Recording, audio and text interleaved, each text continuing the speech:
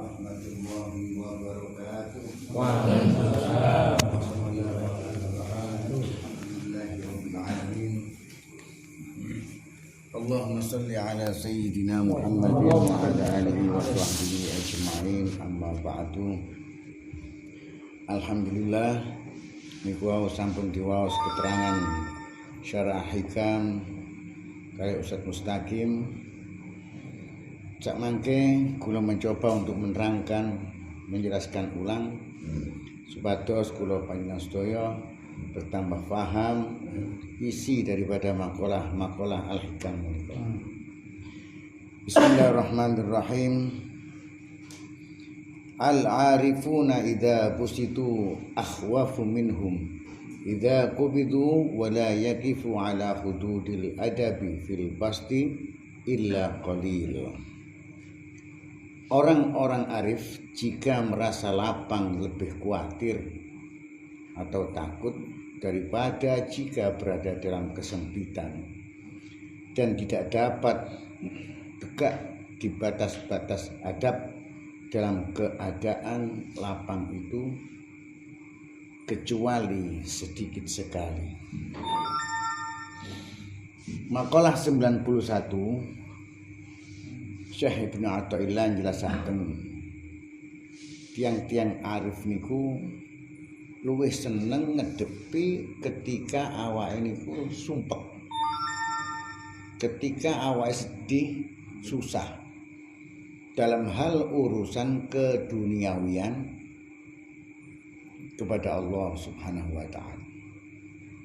Artosé ngeten, wong arif iku luwih seneng waktu sumpek, waktu susah.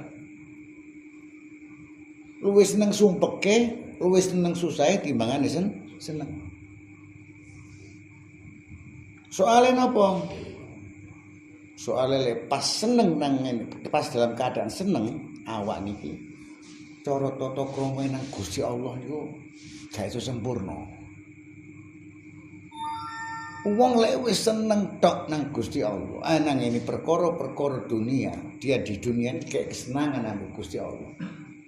Bahagia terus kono kesulitan kabeh gampang.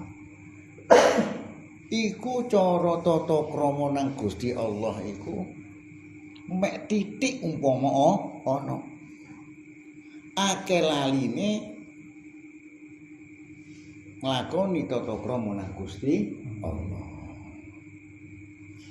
Datose lek kados kula sampean wong salik ketika diberikan keduniawian, masalah duniawian yang cukup sing sekirane gak sumpek, gak susah, gak sedih krana kecukupan kabeh. Iku akeh laline nang ngene Gusti Allah. Akeh lali.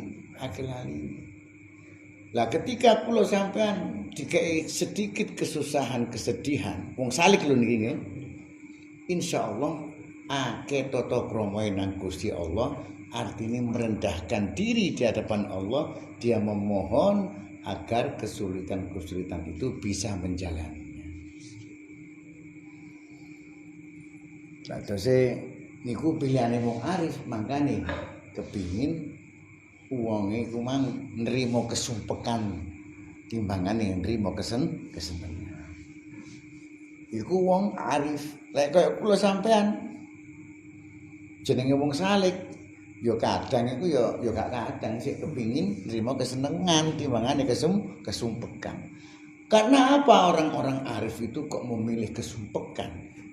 Orang-orang arif itu menyadari, paham ketika orang-orang arif mendapatkan keturutan masalah-masalah dunia, dhek iku mang carane syukur nang Gusti Allah iku wis gak sempurna.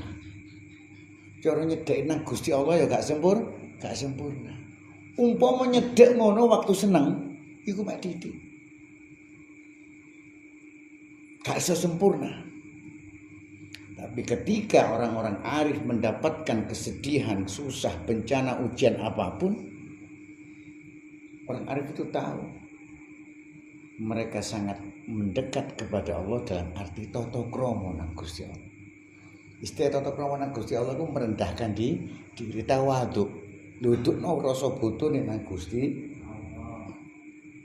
Oh lek ngono jare wong arif, aku luwih seneng susah. Lah kula sampean diajar ngeten iki karepe ya jenenge wong salik. Salik itu seorang atau pejalan yang menuju kepada Allah. Lek wis sampai dadi wong arif. Lah sampean iki ngaji ngeten iki termasuk wong salik. Menuju kepada kearifan kepada Allah. Makanya diajari ambek Syekh Ibnu Athaillah bahwa wong arif iku luwe enak nrimo kesusahan, kesedihan, kesumpekan timbangane nrimo kesenengan. Soale wong arif iku mang memahami ketika wong-wong iki mang nrimo kesenengan, tata krama nang Gusti Allah iku lho kurang. Siji lho kados ngeten. Sampeyan iki contoh mawon. Iki peneliti daripada orang-orang arif tentang kejiwaan. Ketika kula sampeyan urip iki tenang seneng, gak ono kesusahan sama sekali. Sampeyan ibadah nang Gusti Allah. Contohnya ibadah salat mawon. Ketika sampeyan sujud, adab sujud itu bagaimana kepada Allah? Merendahkan diri. Ngerasa rendah ya Allah, sujudnya Subhana Rabbiyal A'la wa bihamdi. Maha suci Tuhan yang maha tinggi dan segala puja dan puji baginya. Loh, ketika menyebutkan Subhana Rabbiyal A'la, maha suci Tuhan yang maha tinggi. Loh, ketika menyebutkan maha suci yang maha tinggi, sinten niku Gusti? Sampai niku harus ngerasa rendah. Ngerasa rendah dalam arti apa? Sebab apa? Karena tidak mampu, gak duwe apa-apa, gak iso apa-apa, ya goblok segala macam kekurangan. Loh, otomatis lek wong diarani gak duwe apa-apa dalam pandangan mata lahir kita, susah napa mboten? Lah, ketika susah itulah kemudian dia bersujud kepada Allah dengan mengagungkan Allah. Ketika dia mengagungkan Allah, dia benar-benar merasa rendah. Yaitulah yang dikatakan adab atau tata krama nang Gusti Allah. Tapi ketika sampean dalam keadaan riang gembira, gak ono sumpek seneng, anteng ati wis gak apa-apa. Kira-kira sujud nyebutno Gusti Allah sing maha tinggi, sing maha mulia, yang maha terpuji. Kira-kira hati imang katut merendah napa mboten? Makane wong arif iku luwih seneng susah. Sampeyan sakniki ditakdir ambek Gusti Allah dadi wong salik. Dadi wong salik belajar salik sampai menuju kepada arif. Suatu saat sampean iki insyaallah ditetapkan akan diangkat menjadi orang arif. Lewes tutuk nang ngene wong arif harus iso sing apa disampaikno wis jenenge Syekh Ibnu Athaillah.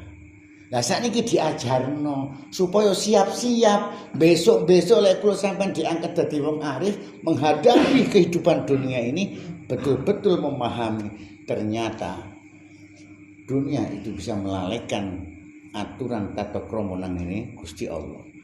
Kesusahan, kesedihan, masalah dunia bisa melakukan adab tata krama nang Gusti Allah dengan sempurna. Kemudian makalah selanjutnya al-bastu ta'khudun nafsu minhu haddaha biwujudil farahi wal qabdu la hadda lin nafsi fihi. Di dalam masa kelapangan hawa nafsu dapat mengambil bagiannya karena gembira. Sedang dalam masa sempit al-qabd tidak ada bagian sama sekali untuk hawa nafsu. Karena itu manusia lebih aman di dalam kesempitan. Makalah 92 Syekh Ibnu Athaillah jelaskan lebih jelas malih. terus Syekh Ibnu Athaillah, wong ketika mengalami kelapangan, mengalami kebahagiaan, kesenangan, dari Syekh Ibnu Athaillah, nafsu iku melo ambil bagian niku. Ibarate omong, gampange omong, nafsu iku duwe dalan ana diku. Tapi ketika orang-orang, semua manusia, khususnya orang-orang salik, itu apabila mendapatkan musibah yang bersifat membawa kesusahan, kesedihan, iku nafsu gak duwe dalan. Ibaratnya ngeten. Wong lek wis uripe berkecukupan, seneng terus lah pokoknya ya. Kira-kira kesempatan setan membisikkan hawa nafsu untuk sombong niku enten apa mboten? Enten. Ya. Kongkon bangga niku enten apa mboten? Soale tapi sak walike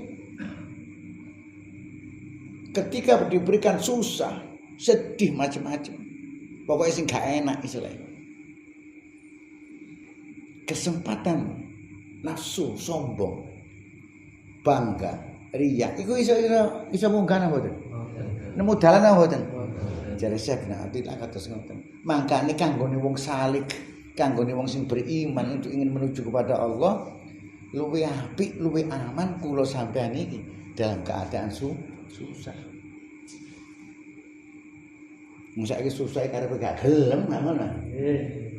Susah karepe gak gelem jauh seneng tok. Iki kanggone wong salik. Kalau bukan orang salik justru membahayakan apabila dia susah. Luwih apik dolek di wong salik, wong iku seneng. Timbangane susah. Soalnya kayak wong salik itu perjalanan yang harus dilakukan menuju kepada Allah yang pertama-tama menahan hawa nafsu. Ngoten nggih? Lah orang-orang arif ini tahu dalane hawa nafsu iki sing gareng rusak wong salik iki apa? Oh, tibane termasuk seneng. Ngoten. Mongko iku kanggone wong salik dari Syekh Ibnu Athaillah luwih apik awakmu dalam keadaan sumpek. Karena nafsumu sing selama ini kita menjaga begitu sulitnya, dengan sumpek akhirnya dalani nafsu iki ketu.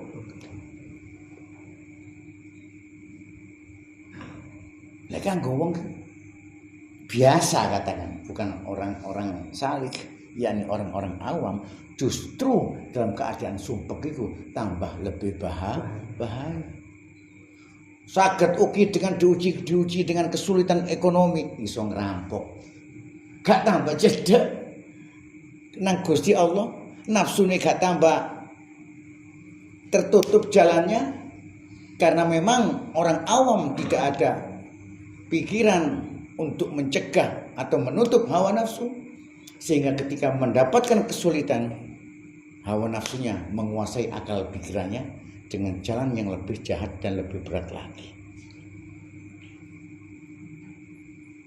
Bahkan bisa menghancurkan keyakinannya. Makanya wong kafir itu lebih dekat dengan kekufuran.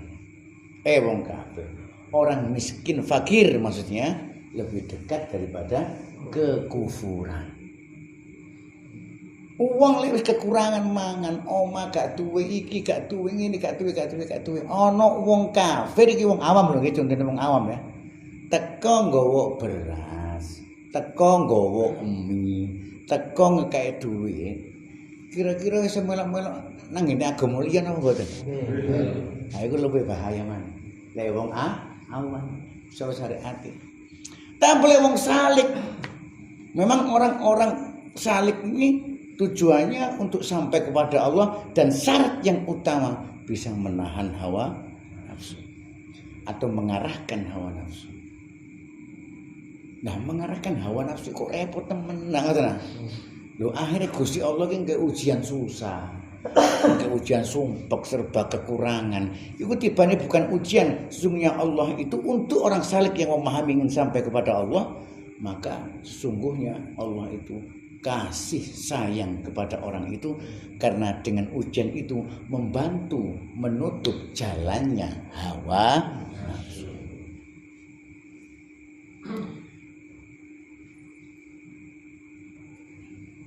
Kemudian makalah selanjutnya,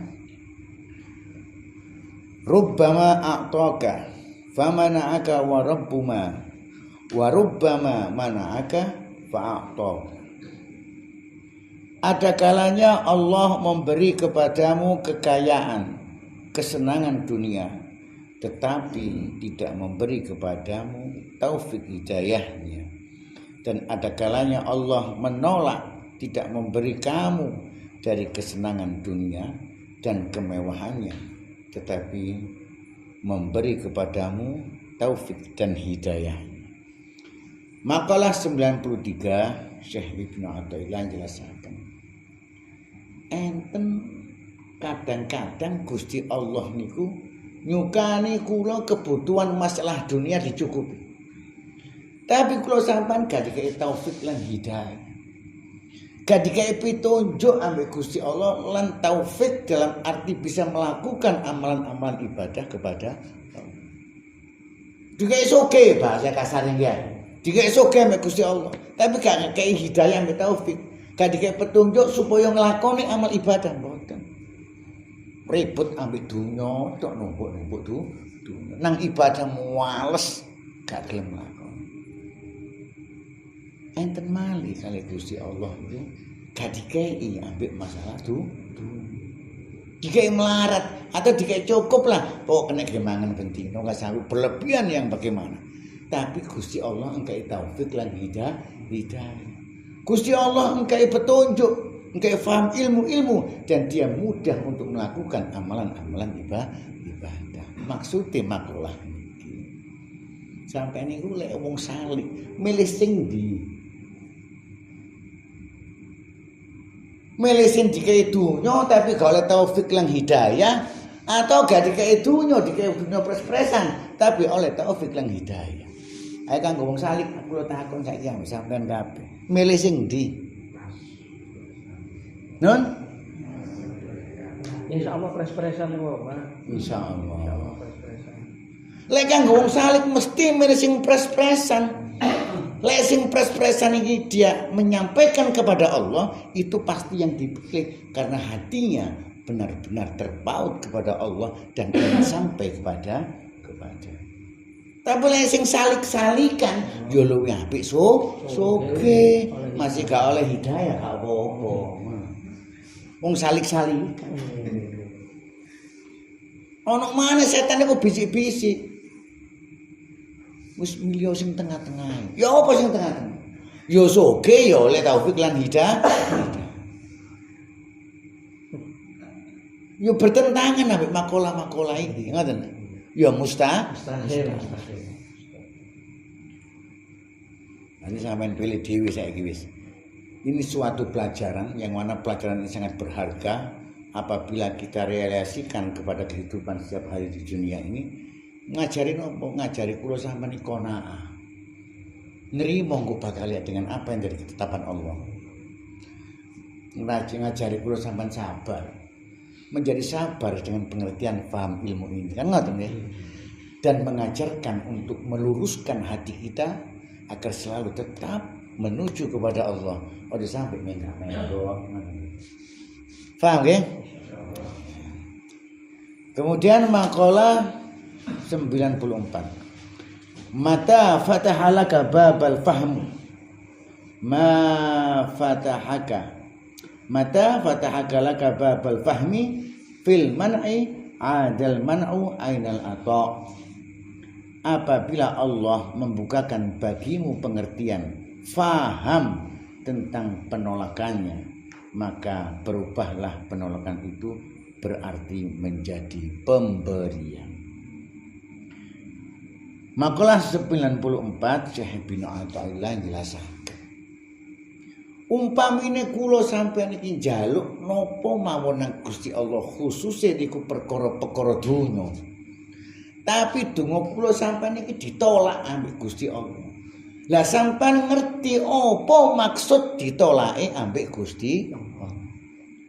Lek sampean paham moko sampean iki duwe keyakinan, berarti Gusti Allah iki sak temene gak nolak tapi ngekek. Paham maksudnya? Contoh iki. Misale kula sampean kepingin kedudukan. Kedudukan itu dunia apa mboten? Jaluk nang Gusti Allah supaya dipilih dadi camat misalnya enggak. Nek camat wis gak usah dipilih Ustaz. Pasti dadi camat atau camat nek bupati ngoten mawon. Misale sampean jaluk nang Gusti Allah supaya diangkat, dipilih jadi bupati. Sampai jaluk awan-awan, bengi-bengi, esuk ya esuk, tengah wengi terus jaluk nang Gusti Allah supaya diangkat dadi bupati. Tempone wis pilihan, waktu pilihan. Dadane Gusti Allah gak nrimo dongane wong iku mang. Gak ditakdirno wong sing jaluk iku mang dadi bupati. Artine dongane ditolak. Lah tapi wong iku mang gak ngerti, gak ro maksude Gusti Allah nolak iku gak ro. Moko efek akibatnya bakal murang-muring, putus asa ya milokno Gusti. Opo ndonga wis bathuk sampai besok kok gak ketrima. Wis akhire macem-macem umpatan. Tapi lek kanggone wong calon bupati mah ngerti. Ngerti sing kados pundi? Yakin. Gusti Allah nolak dongaku iki. Sak temene pilihane Gusti Allah ku luwih apik. Berarti aku lek gak ditakdirno dadi bupati, berarti pilihane iki ngono pilihane Gusti Allah pasti luwih apik. Aku berarti dislametno ambek Gusti. Lamun aku dadi bupati, Gusti Allah sing luwih mungkin aku difitnah, dihasut, mungkin dibunuh. Krana Gusti Allah iki mang gak nakdirno aku dadi bupati, akhirnya aku iki dikei ganti jenenge slamet. Yo gak difitnah wong. Yo gak dipateni wong. Yo gak dilono wong. Sehingga penolakan Allah diartikan bahwa aku iki dikei ambek Gusti. Paham Mas nggih? Nang kula sampean kan boten ya. Lah iki diajari kados ngoten. Ono wong niku ndonga wis karepe yakin kepada seorang yang mungkin dianggap doanya mustajab. Wong kira doa mustajab, yakin diterima nang Gusti Allah. Bareng yo donga nang wong iku ditolak. Duduk mencoco nang Gusti Allah tok, sing ndonga dipecucuhi. Dungane kok gak mandi. Padahal penolakan itu adalah satu pemberian dari Allah. Belum tentu ketika Allah mengabulkan, dengan dikabulkannya kita akan membawa celaka pada diri kita. Tapi penolakan nih Gusti Allah kene gak dikabulno donga apa sing dadi kekarepan kula sampean, sak temene iku ngono pemberian Allah. Tapi pemberian itu berupa keselamatan, berupa karunia atau berupa ilmu dan lain sebagainya. Lek wong sing paham kados ngoten, oh, tapi sak temene gak ditolak, sak temene dikei ambek Gusti.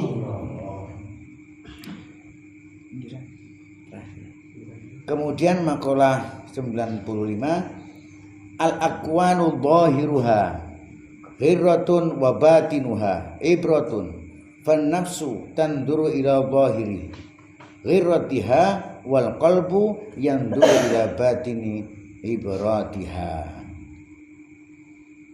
Makalah 95, alam ini lahirnya berupa tipuan dan batinnya sebagai peringatan. Maka hawa nafsu melihat lahir tipuannya, sedangkan mata hatinya memperhatikan peringatannya atau akibatnya. Makalah 95, Syekh Ibnu Athaillah ini memberikan satu pengertian bahwa manusia itu tergantung pada pandangannya. Ada pandangan hati, ada pandangan nafsu. Sak temene apa-apa sing ana di dunia iki tergantung apa yang kita buat untuk memandang. Apa sing digawe iki? Pandangan yang mana? Apakah pandangan hawa nafsu ataukah pandangan hati dalam arti hakikatnya? Lain dengan pandangan lahir, itulah pandangan hawa nafsu. Sing selalu kita akan nantinya tertipu. Pasti akan tertipu nih. Lek sampean kula iki ndelok dengan mata lahir, menilai dunia dengan mata lahir itu pasti tertipu. Contoh, ono wong wedok putih, ayu, gede dukur, mulus, maksudnya mulus juga gores ya. Melakune koyok macan luwe, maksudnya kalem. Kayak macan wareg lah melayu itu. Kira-kira lek moto lahir iki sing delok ngarani ayu napa mboten? Ngarani mulus napa mboten? Mulus. Ngarani lemah lembut napa mboten? Lembut. Itulah mata lahir. Tapi kalau mata batin, kalau kita melihat dengan kesadaran hati, dengan hakiki, ayo ya apa wedok nun sewu. Bukan kulite. Iki sing sak temene lho ya. Bukan kulite sing ana gaje, sing ana getih. Getih gaje iku bungkus apa? Bungkus belum. Belum dibungkus. Ambek getih, ambek gaje. Ditutupi ambek kulit. Iku ta. Sing menungso iku mang sing ngarani ayu. Kalau kita melihat dengan mata lahiriah ini, dengan mata pandangan hawa nafsu, pasti ngarani gua ayu, mulus. Tapi kalau kita melihat dengan hati, dengan kesadaran hati, kayak ya Allah. Kira-kira sampean sik nafsu ae ndelok wong wedok ketok gajene, ketok belunge. Sik nafsu napa mboten? Maka orang salik diingatkan oleh Syekh bin Athaillah setelah ditunjukkan perbedaan pandangan nafsu dan pandangan hati, kaya wong salik ini seharusnya mulai mempelajari anti nafsu, maka tutno pandangan hati. Tapi lek wong salik iki gak anti nafsu, ya ndeloke ambek saiki sampean iki belajar salik lho, dudu belajar dadi wong salik, belajar menuju kepada. Kira-kira sik kepencut enggak? Ono wong wedok dengan pandangan lahiriah berarti pandangan hawa nafsu. Jarine moto iki ayu. Putih. Kira-kira sik terpencut enggak?